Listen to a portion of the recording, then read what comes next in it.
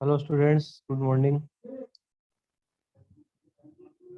तो आज हम एल्यूमिनियम का जो मेटलर्जी है, एल्यूमिनियम का जो एक्सट्रैक्शन है उसके बारे में डिस्कस करेंगे। ऑलरेडी हमने बॉक्साइट का जो लीचिंग है वो देख लिया है, बट वहाँ पे एक टाइप का ही लीचिंग दे रखा है। मतलब कई बार क्या होती है, मतलब इम्प्योरिटीज का जो लेवल है वो अलग अलग होता है, डिफरेंट डिफरेंट टाइप की इम्प्योरिटी होती है। तो वहाँ पे अलग अलग टाइप से लीचिंग की जाती है। तो हमारे पास तीन टाइप के बॉक्साइट होते हैं, जनरली तीन टाइप के बॉक्साइट हमें नेचर में मिलते हैं। तो तीनों, एक एक बॉक्साइट होता है वाइट बिल्कुल, एक होता है मतलब रेड, ठीक है, और एक होता है मतलब रेड दो टाइप के होते हैं, एक नॉर्मल क्वालिटी का, एक लो ग्रेड क्वालिटी का, ठीक है।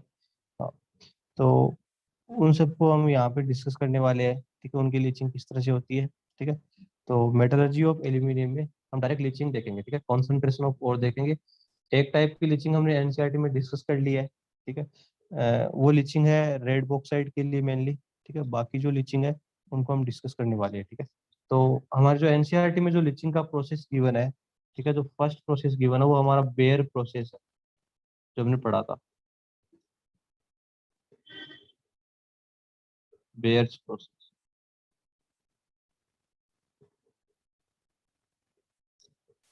बेयर प्रोसेस है वो मेनली रेड बॉक्साइट के लिए यूज होता है।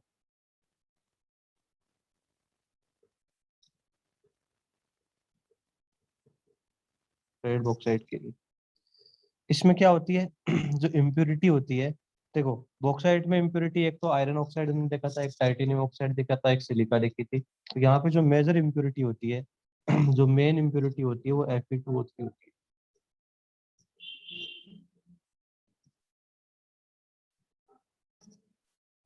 इम्प्योरिटी होती है वो Fe2O3, ठीक है। तो इसमें हम क्या करेंगे, वही सॉल्वेंट यूज करेंगे, ठीक है, NaOH। और NaOH के साथ क्या बन जाएगा, कॉम्प्लेक्स बन जाएगा। बॉक्साइड ले लेंगे, Al2O3 डॉट 2s2। इसको हम NaOH के साथ क्या करेंगे, डाइजेशन करेंगे या कॉन्सेंट्रेट करेंगे, जैसे अल्टीमेटली एक सोल्यूबल कॉम्प्लेक्स बन जाएगा, जो हमने देखा था NaAlOH का होल 4, ठीक है। अब नेक्स्ट स्टेप पे हम क्या करते हैं, न्यूट्रलाइजेशन करते हैं। हमने देखा था न्यूट्रलाइजेशन, या तो इसका आप एसिडिक हाइड्रोलिसिस करो या इसकी रिएक्शन कार्बन डाइऑक्साइड के साथ कराओ। तो आप इसकी रिएक्शन कार्बन डाइऑक्साइड के साथ जैसे ही कराओगे, ठीक है, तो आपको मिलेगा hydrated alumina Al2O3 dot x S 2 plus NaHCO3 जो भी। उसके बाद हम क्या कराते थे, फिल्ट्रेशन कराते थे, है ना, हीटिंग कराते थे। तो हीटिंग करो इसकी Al2O3 डॉट एक्स एस 2 को, तो आपको Al2O3 है वो मिल जाएगा, ठीक है। तो इस तरह से रिएक्शंस होती है ना। सेम जो एनसीईआरटी का जो प्रोसेस हमने डिस्कस किया था लीचिंग का, वो बेयर प्रोसेस के नाम से जानते हैं। और ये बेयर प्रोसेस रेड बॉक्साइड होता है उसके लिए यूज होता है, उसके लिए यूज होता है, ठीक है। दूसरा टाइप का आता है मतलब होल प्रोसेस। अब ये जो भी प्रोसेस गिवन है इनको आप एक बार पढ़ना ऊपर ऊपर से, है ना, मेन मेन जो भी कैसे करवाते हैं वो थोड़ा बहुत आइडिया लेना है। बाकी इन पे कोई ज्यादा आपको फोकस नहीं करना है, ठीक है, रटने की कोई जरूरत नहीं है। हाँ जी।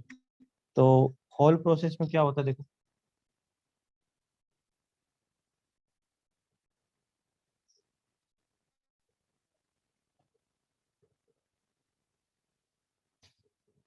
होल प्रोसेस जनरली जो लो ग्रेड बॉक्साइट और होते हैं उनके लिए यूज होता है, लो ग्रेड रेड बॉक्साइट के लिए।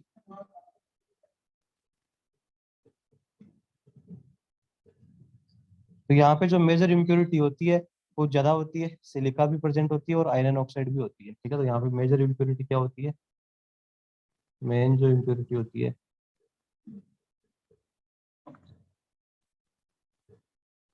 यहाँ पे SiO2 प्लस Fe2O3 होता है, आयरन का ऑक्साइड होता है, ठीक है। ये काफी सिग्निफिकेंट अमाउंट में प्रेजेंट होती है, इसलिए इस जो इस टाइप के जो और होते हैं उनकी ग्रेडिंग क्या होती है, बहुत ही लो होती है, ठीक है।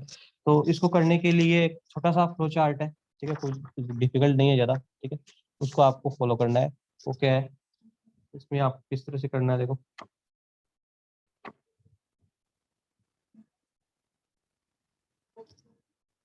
सबसे पहले आपको फाइनली डिवाइडेड बॉक्साइट और लेना है, उसके पाउडर फॉर्म को लेना है, पाउडर्ड बॉक्साइट और लेना है Al2O3.2S2। इसको हम यहाँ पे इसकी कॉन्सेंट्रेट करेंगे हम जो Na2CO3 होता है, ठीक है, और थोड़ी बहुत अमाउंट में यहाँ पे कैल्शियम कार्बोनेट को भी ऐड किया जाता है, उसके साथ यहाँ पे इसको हम फ्यूज करेंगे, ठीक है। तो इसको फ्यूज करेंगे तो हमें वही इम्प्योरिटीज तो क्या हो जाएगी, अलग हो जाएगी, है ना। मतलब जो भी हम फिल्टर पेपर यूज करें तो फिल्टर पेपर से कुछ पार्ट है वो एज नीचे आ जाता है, और कुछ एज ए फिल्टर के पेपर के ऊपर रिजिड्यू की तरह रह जाता है। तो यहाँ पे हम इसकी रिएक्शन करवाएंगे Na2CO3 के साथ, प्लस थोड़ा बहुत कैल्शियम कार्बोनेट, बिल्कुल, ठीक है। मेन Na2CO3 रहेगा और हाई टेम्परेचर पे रिएक्शन होगी लगभग 1100 डिग्री सेंटीग्रेड के ऊपर। तो यहाँ पे आपको दो चीजें मिलेगी, एक तो रेजिड्यू फिल्टर भी करना है साथ, रेजिड्यू जो ऊपर रह जाएगा, ठीक है, और फिल्ट्रेट जो नीचे आ जाएगा। तो यहाँ फिल्ट्रेट में वही कॉम्प्लेक्स रहेगा बिल्कुल, है ना, जैसे एल्यूमिनियम कॉम्प्लेक्स बनाता है AlOH का होल 4, ठीक है, माइनस। आप सोडियम भी लगा सकते हो न्यूट्रलाइजेशन करने के लिए, ठीक है। NaAlOH का होल 4 कॉम्प्लेक्स रहेगा, और रेजिड्यू के अंदर जो इम्प्योरिटी है वो SiO2 प्लस Fe2O3 रहेगी, ठीक है। फिर आपको क्या करना है, वही कार्बन डाइऑक्साइड गैस पास करनी है, वही न्यूट्रलाइजेशन करना है, वही हीटिंग करनी है, आगे सारा कुछ सेम प्रोसेस है। मतलब यहाँ डिफरेंट डिफरेंट टाइप के जो जो सॉल्वेंट होते हैं वो लिए जाते हैं। बेयर प्रोसेस में हम NaOH को यूज करते हैं, यहाँ पे हम Na2CO3 और कैल्शियम कार्बोनेट को यूज करते हैं, ठीक है। बाकी जो सोल्यूबल कॉम्प्लेक्स बनता है वो सब में कॉमन होता है, ठीक है, दोनों प्रोसेस में। और फिर हम वही आगे जो कार्बन डाइऑक्साइड के साथ रिएक्शन करवाते हैं, ठीक है, जिससे आपको हाइड्रेटेड एल्यूमिना मिलता है, ठीक है।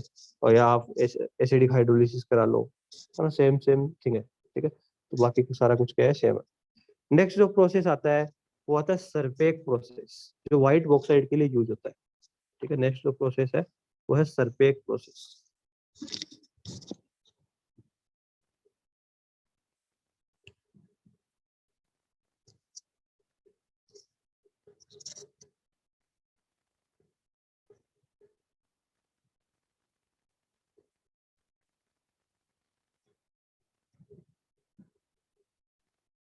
Serpeck process is used for white bauxite. इसके अंदर जो मेजर इम्प्योरिटी होती है वो सिलिका होती है,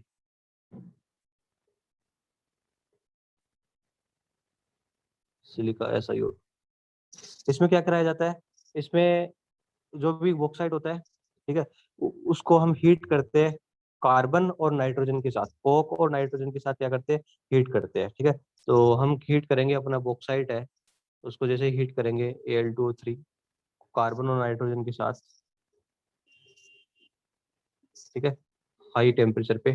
तो यहाँ पे जो एल्यूमिनियम है वो नाइट्रोजन के साथ कंबाइन होकर नाइट्राइड फॉर्म कर लेता है, जैसे बोरोन नाइट्राइड बनाता है, एल्यूमिनियम बनाता है, लिथियम बनाता है, तो कुछ नाइट्राइड फॉर्मिंग एलिमेंट होते हैं। तो हाँ ALN टाइप का स्टेबल कंपाउंड बनता है, ठीक है, बहुत ही हाई लेटिस एनर्जी के साथ, और साथ में आपका कार्बन मोनोऑक्साइड भी बन जाता है, ठीक है। अब ये ALN आपको मिला है, ठीक है, अब इस ALN का हम कराएंगे हाइड्रोलिसिस। और जो इम्प्योरिटी होती है, ठीक है, जैसे SiO2 यहाँ मेजर इम्प्योरिटी है, उस इम्प्योरिटी के साथ आपका रिएक्शन कर जाता है कार्बन, जो आप कोक यूज कर रहे हो कार्बन ये वाला, क्योंकि यहाँ टेम्परेचर तो वैसे ज्यादा हाई आता है, क्योंकि ALN जैसे ही बनता है तो काफी ज्यादा एक्सोथर्मिक रिएक्शन होती है, काफी ज्यादा हीट रिलीज होती है। तो SiO2 का रिडक्शन कर पाता है कार्बन, और सिलिका है, सिलिकॉन है, वो वेपर फॉर्म में उड़ जाती है, और साथ में जो कार्बन मोनोऑक्साइड यहाँ पे बन जाती है। फिर हम इस जो आयनिक कंपाउंड हमारे पास जो बना है ALN, इसका हम कराएंगे हाइड्रोलिसिस। इसका हाइड्रोलिसिस कराने से आपको एल्यूमिनियम का हाइड्रोक्साइड प्लस अमोनिया गैस मिलेगी, ठीक है। ये आपने रिएक्शन पढ़ ही रखी है ना, लिथियम नाइट्राइड का हाइड्रोलिसिस कराया था हमने, या किसी का भी जब हाइड्रोलिसिस करवाते हैं नाइट्राइड फॉर्मिंग एलिमेंट्स का, तो यहाँ पे अमोनिया गैस रिलीज होती है, वो तो हम जानते हैं, साथ में हाइड्रोक्साइड मिलेगा, AlOH का whole thrice plus ammonia gas यहाँ पे क्या हो जाती है, रिलीज हो जाती है, ठीक है। ये जितने भी नाइट्राइड्स होते हैं सब में कॉमन इसी तरह से हाइड्रोलिसिस रिएक्शन होती है, ठीक है। और फिर ये आपको मिल ही गया है, इसको आप हीट करोगे तो आपको एल्यूमिना मिल ही जाएगा। ठीक है, तो अब तक जो समरी है वो क्या है ना, बॉक्साइट है मेनली, जो बॉक्साइट है उसकी जो लिचिंग है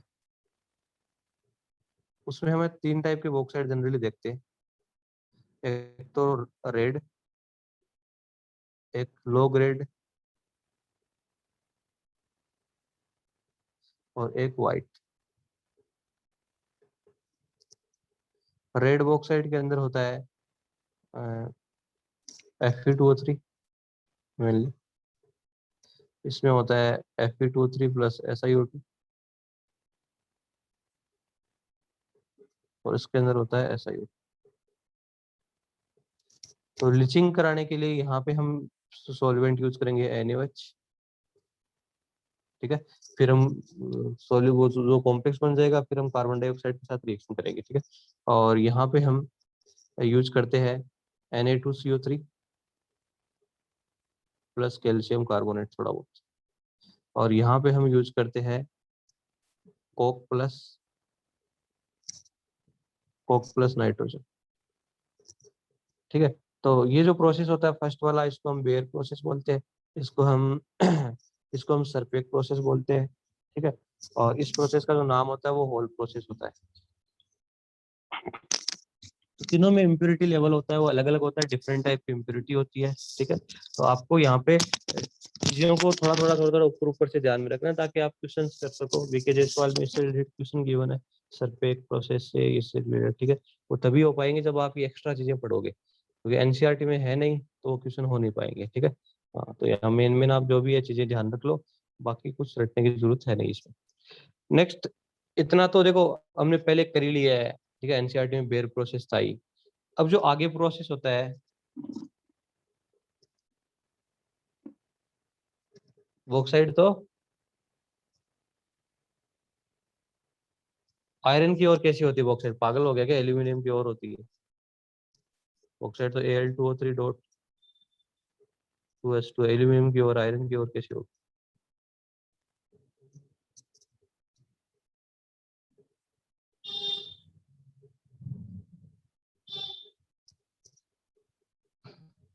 एल्यूमिनियम की और होती है बॉक्साइट, पढ़ा नहीं था क्या लीचिंग में, आयरन की और की लीचिंग थोड़ी करवाते हैं।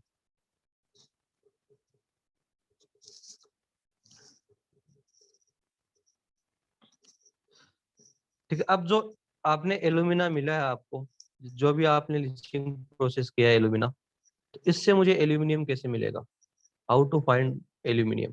तो यहाँ पे कार्बन रिडक्शन नहीं करवाया जा सकता, ठीक है, क्योंकि हाई टेम्परेचर पे क्या होता है, कार्बन रिडक्शन हुआ तो जो मेटल है वो कार्बन के साथ रिएक्शन करके कार्बाइड का फॉर्मेशन कर लेती है, जो कि क्या होते हैं, नॉन फ्यूजिबल होते हैं, ठीक है।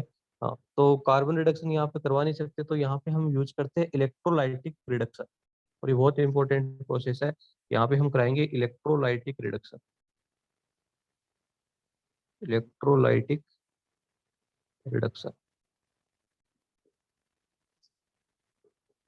जिसको हम हॉल हेराल्ड प्रोसेस के नाम से भी जानते हैं, हॉल प्रोसेस या हॉल हेराल्ड प्रोसेस।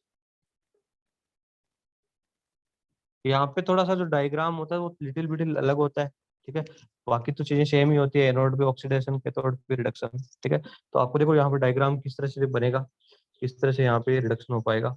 तो वही आपको इलेक्ट्रोलाइटिक सेल लेना है इस तरह से,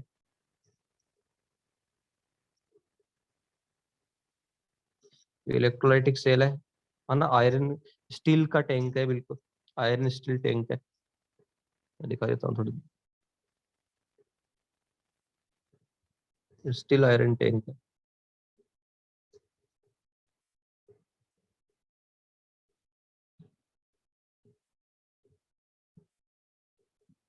ठीक है। तो यहाँ पे हम जो कैथोड होता है हमारा, वो कार्बन का होता है, ग्रेफाइट का होता है, ठीक है। तो उस कैथोड को हम किस तरह से बनाया जाता है, उसको एज ए इलेक्ट्रोड की फॉर्म में ना लेके यहाँ पे जो, हाँ सीओ पॉइजनस होती है, तो हमें क्या करती है, उसका क्या मतलब है, सीओ गैस तो उड़ जाती है ना, पॉइजनस होती है सीओ, और वो तो उड़ जाती है, उसके लिए तुझे कौन सी उसके अंदर सांस लेनी है। तो यहाँ पे जो स्टील आयरन टैंक है उसके चारों तरफ कोटिंग की होती है कार्बन की या ग्रेफाइट, है ना, और उसको एज ए एनोड की तरह लिया जाता है। तो यहाँ कोटिंग होगी इस तरह से,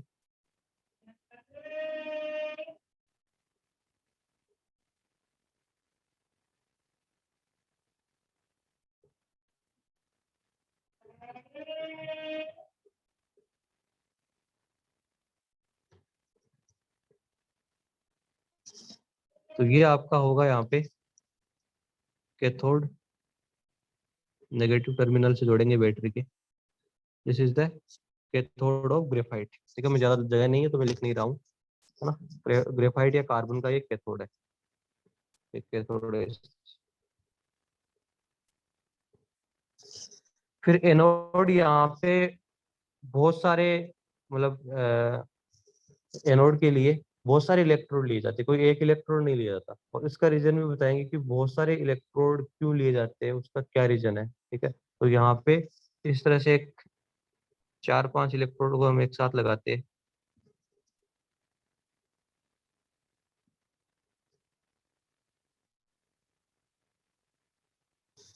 तो यहाँ पे आपको इस तरह से मल्टीपल इलेक्ट्रोड्स लगाने हैं,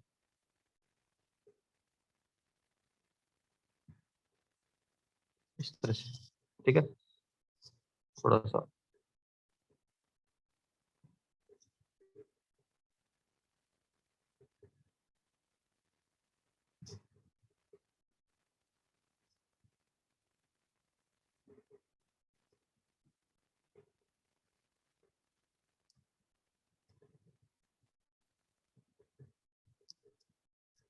ये सारे एनोड है।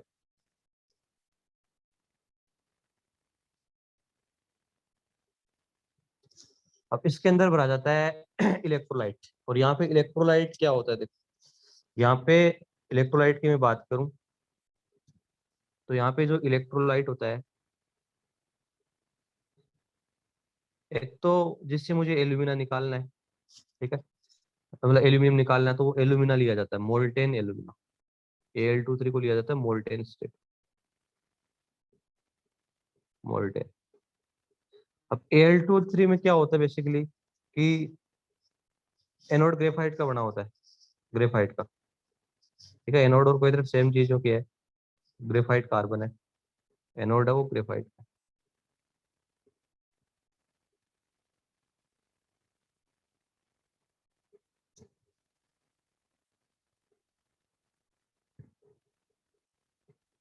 तो यहाँ पे जो इलेक्ट्रोलाइट लिया जाता है वो मोल्टेन Al2 3 लिया जाता है। तो मोल्टेन Al2 3 में एक दिक्कत है, क्योंकि ये एक स्ट्रॉन्ग लेटिस है एल्यूमिनियम और ऑक्सीजन का। इसका मेल्टिंग पॉइंट बहुत ज्यादा हाई होता है, मतलब बहुत ज्यादा हाई मेल्टिंग पॉइंट होता है। तो उसके मेल्टिंग पॉइंट को रिड्यूस करने के लिए हम यहाँ पे क्या मिलाते हैं, इम्प्योरिटी मिलाते हैं। इम्प्योरिटी नहीं है इन सेंस, ठीक है, वो इसके साथ मिलके काम करता है। वो होता है क्रायोलाइट, एक तो Na3Al6, ठीक है, प्लस फ्लोरोस्पार CF। ये चीजें यहाँ पे मिक्स करते हैं, है ना। यहाँ पे मोस्टली ये 60% रहता है, ये 20% रहता है, और ये भी 20% ही रहता है। और यहाँ पे जो Na3Al6 है, इसमें खुद में एल्यूमिनियम होता है, खुद एक एल्यूमिनियम का और होता है। तो यहाँ से भी एल्यूमिनियम आपको मिल जाता है। तो इसको मिलाने का रीजन क्या है, क्रायोलाइट बोलते हैं इसको, Na3Al6 को। This is the cryolite. और जो CF2 होता है वो फ्लोरोस्पार होता है, फ्लोरोस्पार। तो इसको मिलाने का क्या रीजन है इन दोनों को एक तो इसके मेल्टिंग पॉइंट को कम करना, ठीक है, और दूसरा जो इलेक्ट्रिकल कंडक्टिविटी है उसको इम्प्रूव करना है मुझे। ठीक है, यहाँ पे जो दोनों ही अच्छे से डिसोसिएट हो जाएंगे, Na3Al6 और CF2, जिससे जो इलेक्ट्रिकल कंडक्टिविटी है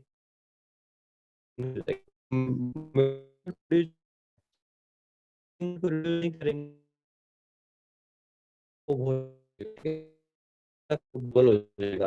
मेल्टिंग पॉइंट लगभग 2050 होता है एक का। ठीक है, जैसे ही बायोलाइट और CO2 मिलाते हैं तो मेल्टिंग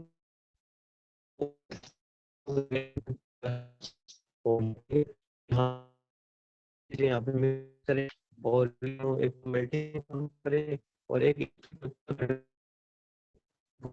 तो एग्जाम में पूछा जा सकता है कि होल प्रोसेस में क्यों मिलाते हैं। ये जो मिक्सर होता है ये मेल्टिंग पॉइंट पर है, ठीक है।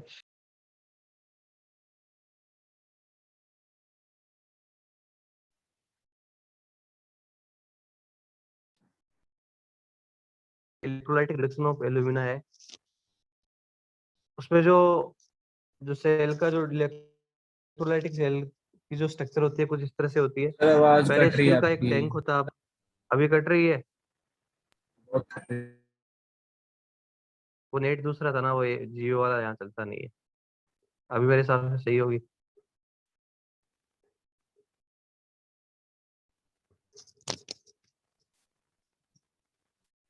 अभी आ रही है, अभी कट रही है आवाज।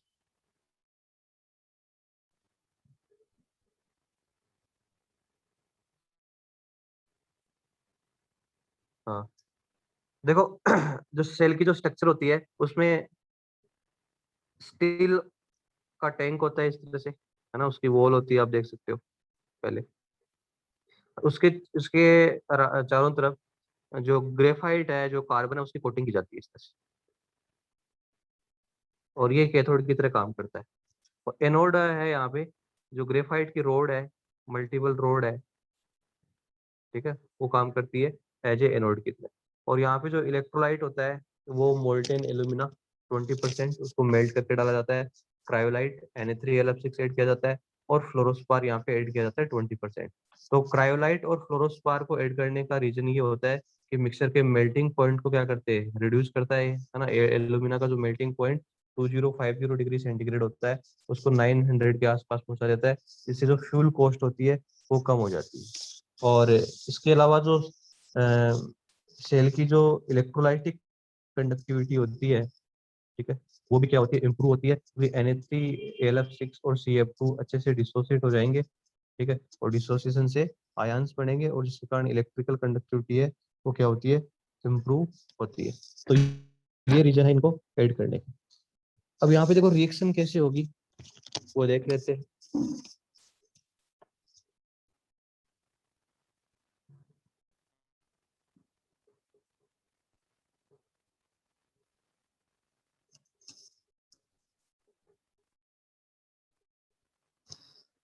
एनोड के ऊपर और कैथोड के ऊपर, एनोड और कैथोड पे। तो देखो हमारे पास कैथोड में होगा रिडक्शन। अब रिडक्शन के लिए हमारे पास देखो कौन कौन सी मेटल प्रेजेंट है। एक तो हमारे पास एल्यूमिनियम है, ठीक है, एक तो Al+3 आयंस प्रेजेंट है आपका एल्यूमिना के अंदर, ठीक है, और एक सोडियम भी प्रेजेंट है ना, क्योंकि Na3Al6 ऐड किया आपने, और एक CF2 है, तो कैल्शियम+2 भी प्रेजेंट है, ठीक है। ये तीनों मेटल है, ये रिडक्शन अपना कर सकती है, तीनों इलेक्ट्रॉन का गेन कर सकती है, ठीक है, क्योंकि ये कैटायन की फॉर्म में है। अब इसमें रिडक्शन उसी का प्रिपेयर होगा जिसका जो स्टैंडर्ड रिडक्शन पोटेंशियल है वो ज्यादा पॉजिटिव होता है। इन तीनों में सबसे ज्यादा जो स्टैंडर्ड रिडक्शन पोटेंशियल की वैल्यू होती है SRP की, वो एल्यूमिनियम के लिए ज्यादा होती है। और जितनी ज्यादा मेटल रिएक्टिव होगी उसका रिडक्शन उतना ही नहीं हो पाएगा, क्योंकि मेटल की तो ये टेंडेंसी होती है इलेक्ट्रॉन का लॉस करना, ठीक है। तो यहाँ पे Al+3 सबसे लो रिएक्टिव मेटल है, इन तीनों में कंपेयर करें तो इसी का यहाँ पे रिडक्शन हो पाता है। तो यहाँ पे आपका जो एल्यूमिनियम है, Al+3 आयंस है, वो इलेक्ट्रॉन का गेन करेगा, तो कैथोड पे होगा रिडक्शन,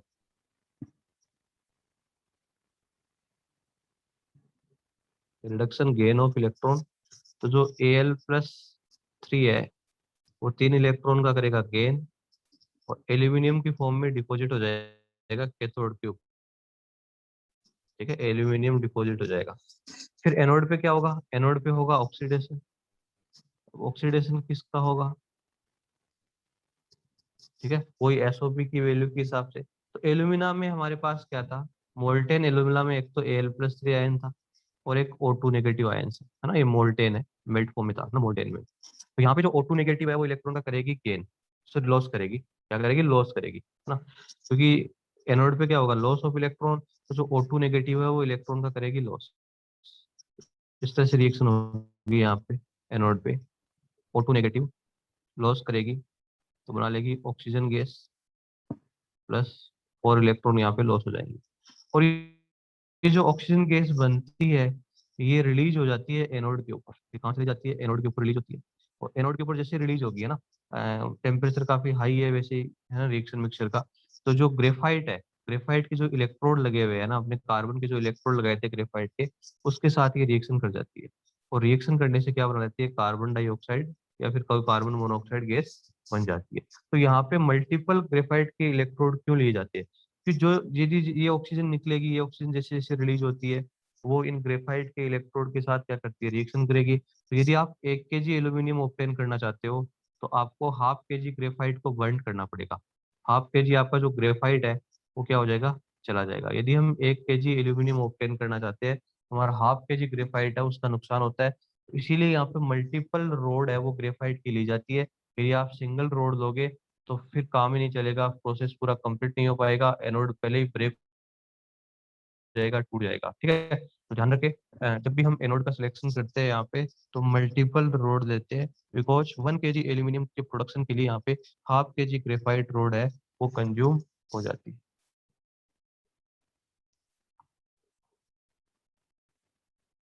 ठीक है, तो उसको आप टाइम टू टाइम रिप्लेस करना पड़ता है। तो ये है हॉल हेराल्ड प्रोसेस। तो यहाँ पे इम्पोर्टेंट क्या चीज है, देखो इम्पोर्टेंट ये है कि क्या क्या इलेक्ट्रोलाइट होते हैं। सबसे इम्पोर्टेंट ये है एनोड किसका होता है, ग्रेफाइट रोड का।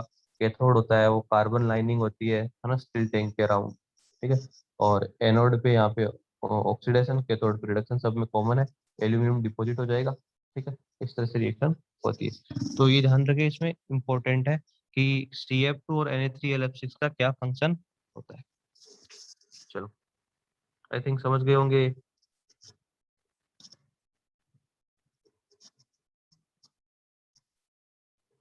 कोई चीज पूछनी है तो पूछ लो।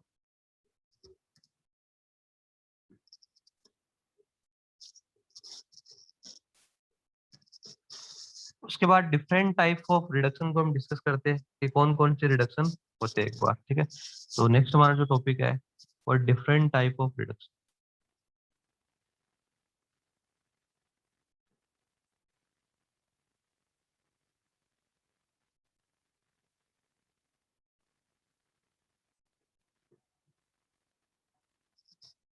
मेनली 3 टाइप के रिडक्शन हम डिस्कस करते हैं। एक तो कार्बन रिडक्शन हमने पढ़ ली है, ठीक है, और एक होता है thermite reduction. Thermite reduction, thermite reduction में जो रिड्यूसिंग एजेंट होता है वो एल्यूमिनियम पाउडर होता है, या एल्यूमिनियम पाउडर होता है, पाउडर होता है वो रिड्यूसिंग एजेंट का काम करता है।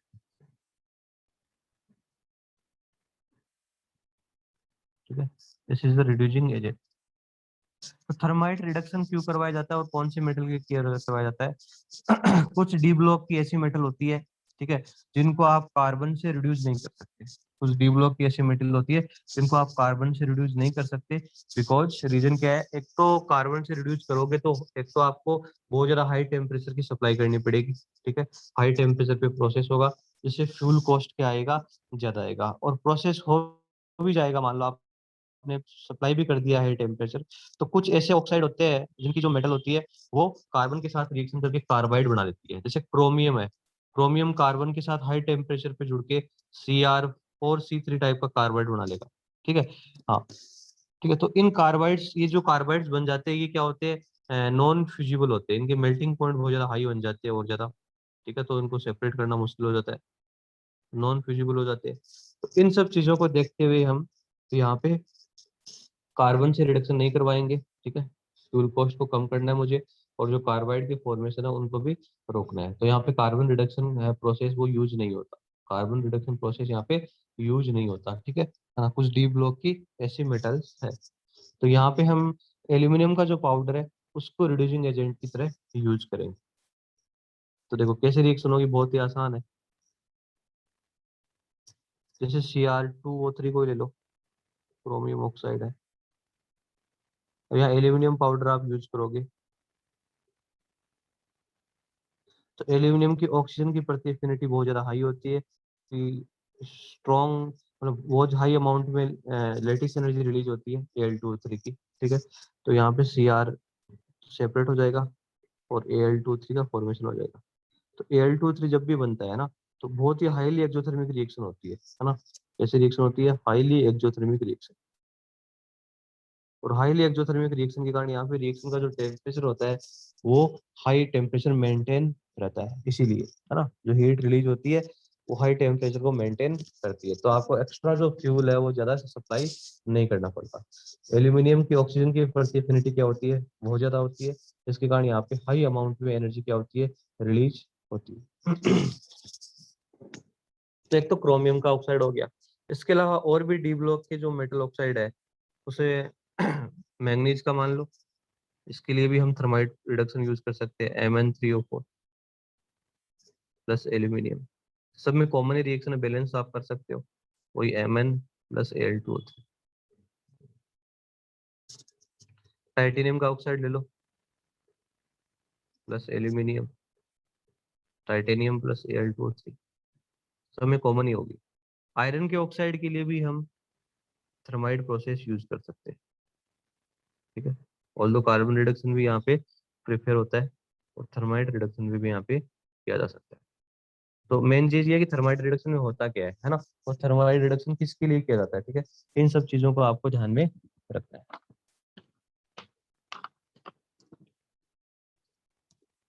कोई डाउट थर्माइट रिडक्शन में? हाँ, रिएक्शन को रटना नहीं है, रिएक्शन में जो प्रोसेस है उसमें क्या क्या चीजें हो रही है इसी को आपको ध्यान में रखना है। रिएक्शन सारी याद थोड़ी हो जाएगी, ठीक है, मतलब क्या क्या रिएक्शन हो रही है, थर्माइट प्रोसेस क्यों होता है, क्या रीजन होता है, बस रिएक्शन तो रटना का है। मतलब जैसे Mn3O4 है, उसमें आप एल्यूमिनियम की और रिएक्शन करा दो इस Mn3O4 की, तो ऑक्सीजन है वो एल्यूमिनियम के साथ जुड़ जाएगा और Mn अकेला हो जाएगा, तो रिडक्शन हो गया ना। ऑक्सीजन का हटना क्या होता है, रिडक्शन होता है। बस इस तरह से आपको यहाँ पे ध्यान में रखना है।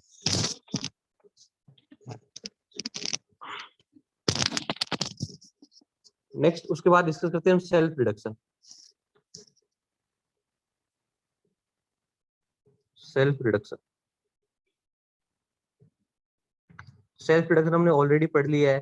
कुछ ऐसी मेटल्स होती है, ठीक है, कुछ ऐसे मेटल सल्फाइड होते हैं जिनके लिए हम कार्बन रिडक्शन को भी यूज कर सकते हैं, ठीक है, बट यहाँ पे सेल्फ रिडक्शन भी यूज किया जा सकता है। कौन कौन से मेटल सल्फाइड होते हैं वो, एक तो हमने कॉपर का आइसोलेशन कर रहे थे उस टाइम पे CO2s हो गया, एक PbS हो गया, एक HgS हो गया। इन तीनों के लिए सेल्फ रिडक्शन है वो अप्लीकेबल होता है, इन तीनों के लिए सेल्फ रिडक्शन प्रोसेस है वो अप्लीकेबल होता है।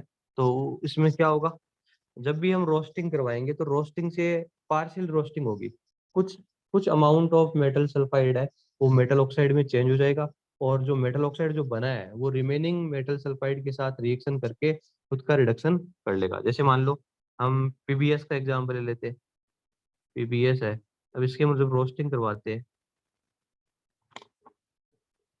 तो यहाँ पे PbO प्लस SO2,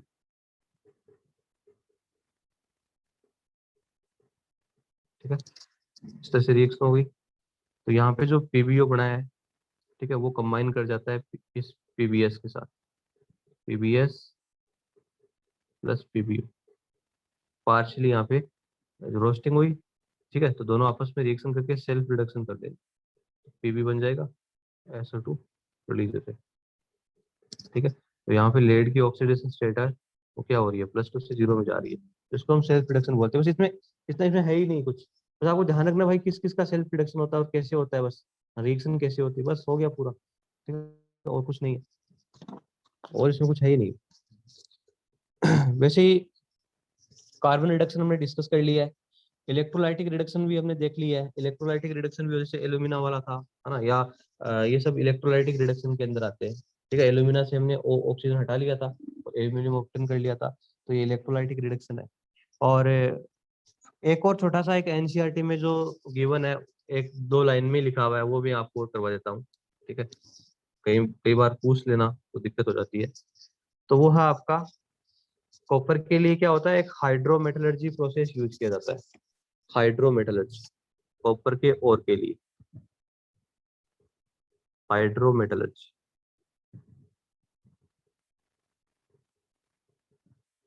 ये सिर्फ कॉपर के जो लो ग्रेड ओर होते हैं उनके लिए यूज होता है, ओनली फॉर लो ग्रेड ओर।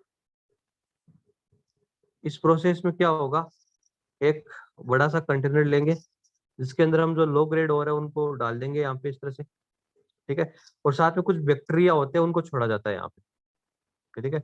ऐसे बैक्टीरिया जो हाइड्रोजन गैस रिलीज करते हो या मीथेन गैस रिलीज करते हो, उन बैक्टीरियाज को यहाँ पे फिल कर दिया जाता है। तो क्या होता है, जो लो ग्रेड और होते हैं, हाँ पायरोमेटलर्जी भी आ जाएगी, रुको। ठीक है, जो बैक्टीरियाज होते हैं उनको हम यहाँ पे छोड़ देंगे। तो बैक्टीरिया से हाइड्रोजन गैस रिलीज होती है। ठीक है, वो हाइड्रोजन गैस क्या करेगी, रिडक्शन कर देगी। ठीक है, कॉपर प्लस टू को कॉपर में भेज देगी। जो भी कॉपर प्लस टू की फॉर्म में जो भी और होते हैं उनको कॉपर में चेंज कर देगी और 2H प्लस इस तरह से बन जाएगा। ठीक है, ये जो मीथेन गैस है वो रिडक्शन कर देगी, तो ये बैक्टीरिया के अंदर से रिलीज होगी। ठीक है, हाँ जी, इस तरह से हाइड्रोमेटलर्जी होती है। हाइड्रोमेटलर्जी में बेसिकली क्या होता है, हाइड्रोजन गैस से रिडक्शन किया जाता है। कॉपर के जो लो ग्रेड और होते हैं, कॉपर के जो लो ग्रेड और होते हैं उनको यहाँ पे हम फिल कर लेते हैं इस तरह से। कॉपर के जो लो ग्रेड और है उसको यहाँ पे ले लेते हैं, these are the low grade और उसके अंदर क्या दिया जाता है, बैक्टीरिया रखा जाता है, बैक्टीरिया, बैक्टीरिया। ठीक है, बायोलॉजिकल स्पीसीज जो कौन सी गैस रिलीज करती है, जैसे जैसे बैक्टीरिया ग्रो करते हैं या जो भी अपना डाइजेशन वगैरह करते हैं बैक्टीरिया, तो वो हाइड्रोजन गैस रिलीज करते हैं। ऐसे हाइड्रोजन रिलीज करने वाले बैक्टीरिया यहाँ पे लिए जाते हैं। तो जो निकलने वाली हाइड्रोजन है वो लो ग्रेड और के साथ कंबाइन करती है और उनका रिडक्शन कर देती है, उनको कॉपर में चेंज कर देती है। तो ये सिर्फ लो ग्रेड और के लिए यूज होता है ओनली। ठीक है, हाँ, तो ये एनसीईआरटी में गिवन है आपको, है ना, एक दो लाइन में लिखा है बस। हाँ, एक पायरोमेटलर्जी पूछ रहा है कि पायरोमेटलर्जी क्या होती है। पायरोमेटलर्जी, पायरो का मीनिंग होता है फायर। ठीक है, जहाँ बहुत ज्यादा हाई टेम्परेचर से हम रिडक्शन करवाते हैं, कार्बन रिडक्शन या जो भी होते हैं, ये सारे पायरोमेटलर्जी के अंदर आते हैं। पायरो का मतलब होता है बेसिकली हाई टेम्परेचर के ऊपर। ठीक है, तो उसको हम पायरोमेटलर्जी बोलते हैं। तो जो भी हम अभी रिडक्शन करवा रहे थे ब्लास्ट फर्नेस में, ये सब वो सब सारा पायरोमेटलर्जी तो था, सारे पायरोमेटलर्जिकल प्रोसेस थे। अब इसका जो चैप्टर का जो लास्ट पार्ट आता है वो रिफाइनिंग आता है। बिल्कुल थोड़ा सा पार्ट और बचा है, ज्यादा नहीं है ना। हो सकता है कल तो पूरा हो ही जाएगा किसी भी हालत में, तो आज भी मैं लगभग करा देता हूँ चीजें। तो रिफाइनिंग की बात करते हैं। रिफाइनिंग,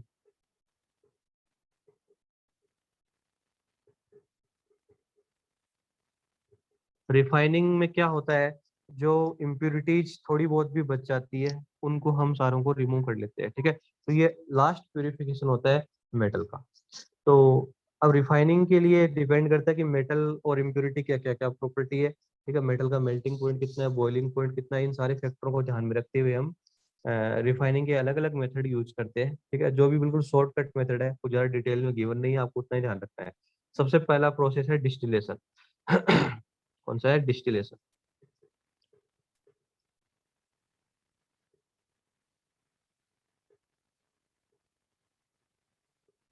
डिस्टिलेशन, तो डिस्टिलेशन का मतलब आप जानते ही हो, बॉइलिंग पॉइंट के बेसिस पे सेपरेट करना। ठीक है, तो कुछ ऐसी मेटल्स होती है जिनके मेल्टिंग बॉइलिंग पॉइंट क्या होते हैं, लो होते हैं। ठीक है, और उनकी इम्प्योरिटी का बॉइलिंग पॉइंट क्या होता है, हाई होता है। मेटल का तो लो होता है, इम्प्योरिटी का हाई होता है। उनके लिए हम डिस्टिलेशन प्रोसेस यूज करते हैं। तो डिस्टिलेशन यूज करते हैं for low boiling point metal, like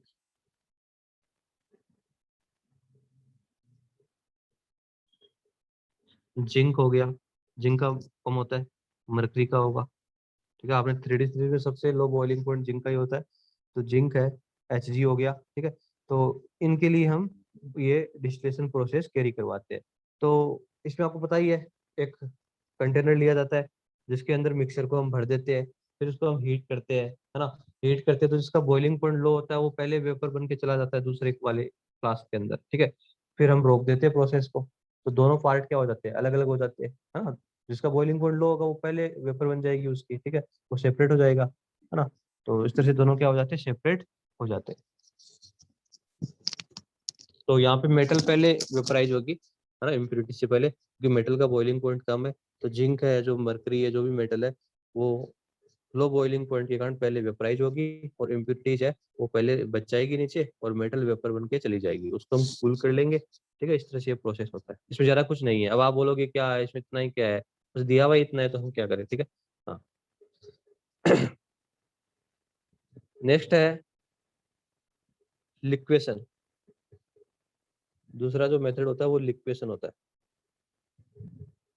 ये सारे मेथड का प्रिंसिपल आपको पता है, तो प्रिंसिपल ही ध्यान रखना कि किस प्रिंसिपल के ऊपर बेस्ड है।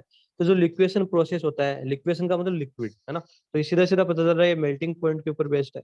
ठीक है, तो यहाँ पे क्या होता है, वो उन मेटल्स के लिए एप्लीकेबल होता है जिनका मेल्टिंग पॉइंट इम्प्योरिटी के कंपेयर में क्या होता है, लो होता है। ठीक है, हाँ, तो किसके लिए यूज होगा, for metals having low melting point then impurities. Impurity से लो मेल्टिंग पॉइंट होना चाहिए, डिस्टिलेशन में हाई बॉइलिंग पॉइंट होना चाहिए, है ना, डिस्टिलेशन में लो बॉइलिंग पॉइंट होना चाहिए और यहाँ पे लो मेल्टिंग पॉइंट होना चाहिए, देन इम्प्योरिटीज। तो इसके एग्जाम्पल क्या क्या है, कौन कौन सी ऐसी मेटल है, तो जैसे SN हो गई, ठीक है, PB होगी और बिस्मथ होगी। इन तीनों मेटल का हम क्या करते हैं, लिक्वेशन प्रोसेस से प्योरिफिकेशन करते हैं, SN, टिन, PB और बिस्मथ, BI। तो इनके लिए हम लिक्वेशन प्रोसेस को यूज करेंगे। तो इसमें होता क्या है देखो, ठीक है, इसमें एक स्लोपिंग फर्नेंस होती है इस तरह से।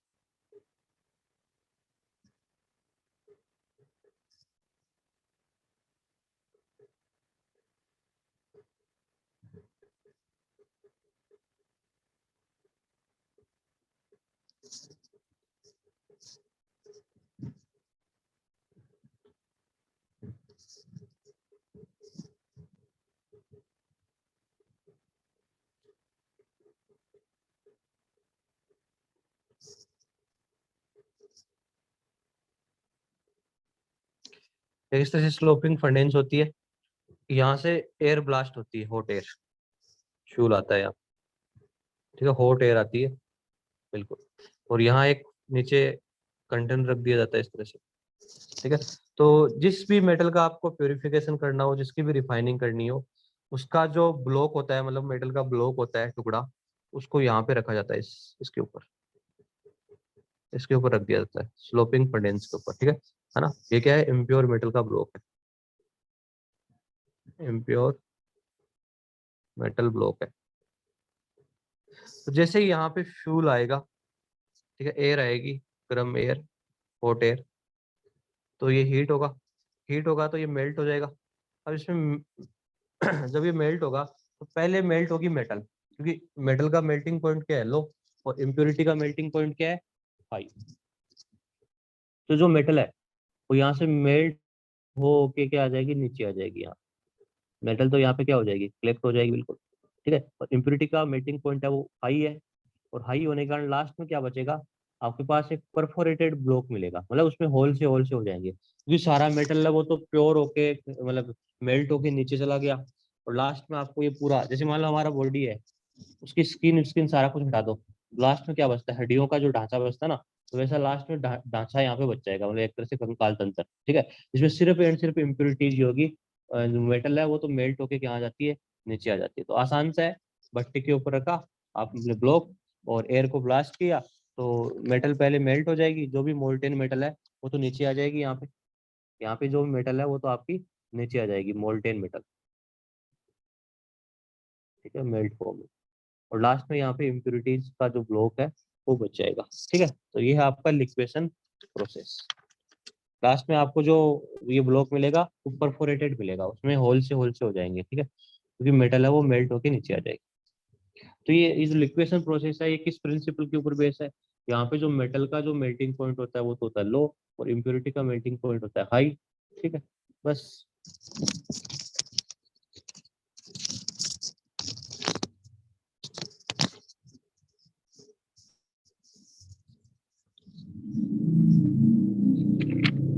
तो ऐसा करते हैं, बाकी का कल क्लास में कर लेंगे हम, है ना, बाकी कोई और बचा है ना, कल भी तो फिर तो कल तो ज्यादा क्लास नहीं होगी, आधे घंटे की क्लास होगी, सारा पूरा हो जाएगा, ठीक है। मेटलर्जी जॉन रिफाइनिंग बचा है, वेपर फेज रिफाइनिंग बचा है, और क्रोमेटोग्राफी अगर आगे, ये सिंपल सिंपल है, रिफाइनिंग से सबसे ज्यादा क्वेश्चन आते हैं और रिफाइनिंग सबसे सिंपल पार्ट होता है, ठीक है। वो कल हम डिस्कस कर लेंगे जो भी बचा हुआ, ठीक है। फिर आपको क्या बोला नवीन सर ने इंस्टीट्यूट के बारे में? आप कुछ तो बोला, आपकी कल क्लास तो लगी है ना?